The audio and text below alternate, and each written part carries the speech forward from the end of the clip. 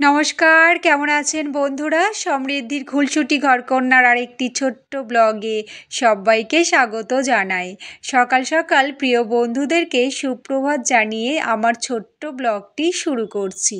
তো বন্ধুরা, আজকের সকালে দেখাবো আমার পছন্দের জিনিস ঘরে চলে এসেছে, আর সেটা দেখতে হলে সম্পূর্ণ ভিডিওটি দেখতে হবে। এই যে দেখো, সকাল সকাল আমি অ্যাপার্টমেন্টের নিচে নেমে পড়েছি, আর ছাতা হাতে। বৃষ্টি তো ঝমঝমিয়ে পড়ছে। সকাল সকাল কেন নেমেছি? সঙ্গীতকে স্কুলে রেডি করিয়ে ওকে বাসে তুলতে আমি নেমে পড়েছি অ্যাপার্টমেন্টের নিচে, আর সেই মতো অবস্থায় ঝমঝমিয়ে বৃষ্টি পড়ছে। আর কি করব, ছাতাটা সঙ্গে ছিল তাই খাটিয়ে নিয়েছি, আর এক পা দুপা করে অ্যাপার্টমেন্টের দিকে এগিয়ে আসছি।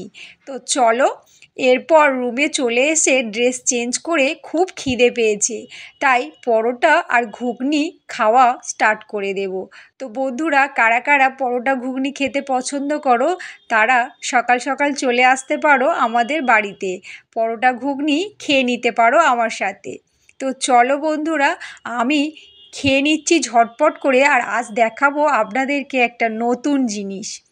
এই যে সকালবেলায় মেঘলা ওয়েদার, আর ছাতাটা ব্যালকানিতে রেখে দিয়েছি, খাবারটাও খাওয়া হয়ে গেছে। আর এই যে বন্ধুরা, আমার পছন্দের জিনিস কি বলো তো, এখানে নিয়ে চলে এসেছি।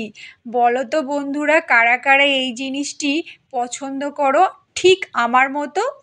আমার তো সব থেকে প্রিয় পছন্দের জিনিস হলো এই জিনিসটি। আর এটা কি কি নামে আপনারা চেনেন অবশ্যই কমেন্টে জানাবেন। আমি তো এই জিনিসটাকে মাশরুম নামে চিনি। গ্রামে গঞ্জে এগুলো পাওয়া যায়, কিন্তু আমি শহরে থাকি, আর শহরে এটা কোথা থেকে পেলাম? আর এটা কোনো চাষ করা জিনিসও না। হ্যাঁ বন্ধুরা, এটা পেয়েছি কোথা থেকে সেটা জানতে হলে সম্পূর্ণ ভিডিওটি দেখুন। আর এটা কোনো খড়ের পচা জায়গা থেকে নিয়ে আসা কুড়ুক না, বা চাষ করা কুড়ুক না, এটা হলো গাছ কুড়ুক। আর এটা আমি ফার্স্ট টাইম খাবো। আর এটা পেয়েছি কোথা থেকে বলো তো? আমার মাসি শাশুড়ি আমাকে দিয়েছে।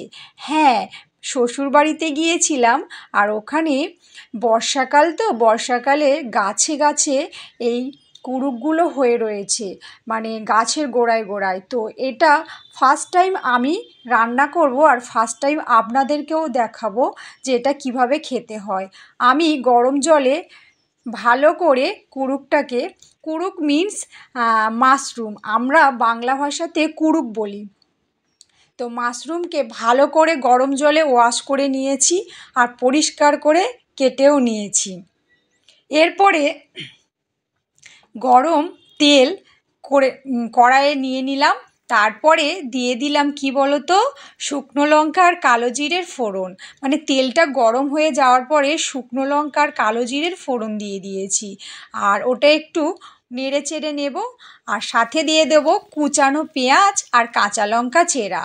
দেখো, আর কুচানো পেঁয়াজগুলো আমি একে একে দিয়ে দিলাম কড়াইয়ের মধ্যে, আর ওর সাথে একটু গ্রেট করা রসুন কুচি দিয়ে দেব।